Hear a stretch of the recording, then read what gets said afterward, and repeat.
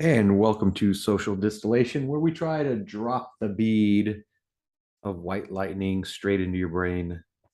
Heath normally does that intro, and I hope I got it right.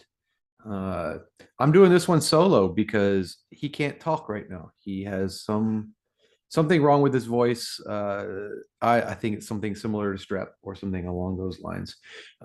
So we wanted to get some content out, but it's kind of difficult when you can't talk, when the whole point of the thing is talking. So my niece is right here, but you can't see her, and she wants to be out of the video, so we have everything zoomed in. So I'm sorry for my ugly mug being closer to the camera today. uh, this is going to be short. I just wanted to kind of go over why we didn't put out a Wheel of Time episode this week, and also, and I saw your foot there, so she's technically on camera, but you can't see who she is. Uh, so no Wheel of Time this week, but we will, when I get back from England, we will hit Fires of Heaven. We'll try to put some content out uh, pretty rapidly. I kind of skimmed through, and we're going to go in chronological order of the book. And hopefully Heath can convince me Fires of Heaven is actually cool, and Scott has his opinions on it as well. He says it gets better as you reread it, but I've read it probably 6 times, and it's still the most boring book for me. Eh, so we might have a little bit of debate there. Today, because it's just me, I wanted to go ahead and maybe answer some questions from some comments from before when it comes to the fitness stuff, because that's what I do. I'm a fitness expert, quote unquote expert, uh, and a physiologist. I'm the boss. Yeah. Apparently, I'm the boss. I am the boss. I am the boss of me because I own a business and I'm the only employee. So I am the boss of me. And the boss says I can't have a day off uh, or get a raise, apparently. So uh, uh, the uh, the question I wanted to go over was from one of our watchers, Stephanie. She asked about volume load, and I'm not going to quote exactly uh, the comment. It was something to the effect of calculating sets times reps times weight, and to me, that's actually the most important uh, measure of progress, because first of all, I use the word in the description. It's measurable. So when we're talking about progress, looking at yourself in the mirror is difficult because your attitude or your mental state at the moment can go into what you see in the mirror. So when we talk about strength gains and endurance gains, etc., there's actually a very tangible, measurable component that goes to it. So say you run a mile in 8 minutes, and then the next time you try, you run it in 7.5 minutes. Well, obviously you improved, right? You can pick up 400 pounds in a deadlift, and that's it. And then a month later, you can pick up 420 pounds. That's measurable. So volume load is also another measure. And it's a measure that encompasses a lot of other things when it comes to fitness. So, uh, so volume load, as I just said, covers a lot of things because the different things we're working on in training all contributed to it. So if I got so say I could do 300 pounds for 5 reps, that's 1,500 pounds volume load. Sets times reps. So one set, 5 reps, 300 pounds equals 1,500 pounds. And so a month later, I could do 2 sets of 5 reps of 300 pounds. That's 3,000 pounds.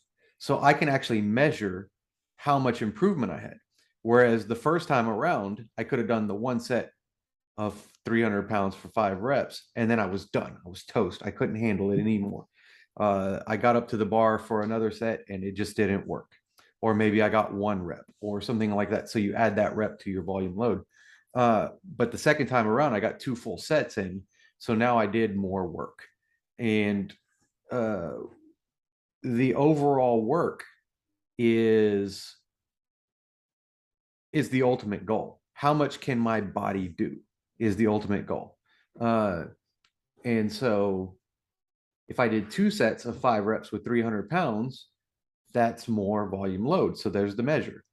Now, if we look at strength numbers, if I still did the 1 set of 5 reps, but with 350 pounds, well, then that's 1,750 pounds, right? So the volume load still went up, even though the sets and reps didn't go up, but the weight went up. So I'm covering multiple measures all in one thing. And so we can use this one number to just basically count as progress. How much work am I doing in the time that I'm doing the work? And so now, not only does this cover one exercise, I can use it for a workout in general. So if I'm doing a long-term plan and okay, so say I start with 3 sets of 15, and then I work towards 3 sets of 10, and then I work towards 3 sets of 5. Obviously, the weight's going up. The weight's going up, and I'm working from endurance down to strength. So typical periodization, as we've talked about before. So the next time I come around to the 15, if I've got 10 more pounds on the bar for those 3 sets of 15, that's an extra 150 pounds of volume load. So I did more work, even though I went back to endurance work. It's kind of the measurement where all other things come together. And then you add mobility to it, you're doing that same work through a range of motion. So to answer the question, yes, sets times reps times weight equals volume load.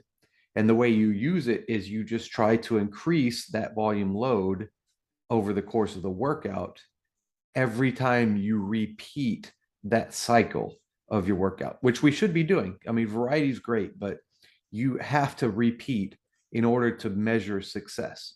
Because if you repeat and something got worse, then obviously you're doing something wrong in the other places, right? Barring injury, of course, which you're also doing something wrong. So sets times reps times weight is volume load. And that is a great measurement. Now, all the other measurements play into it, and they're all important. So keep track of them because they will tell their own tells as well. So, like, say your volume load's not going up, we'll go back to your strength phase and see, well, did my actual strength go up? Or go back to your endurance phase and see if maybe they were hitting failure on their reps, something along those lines. So there's a failure along the way. So I wanted to address that one.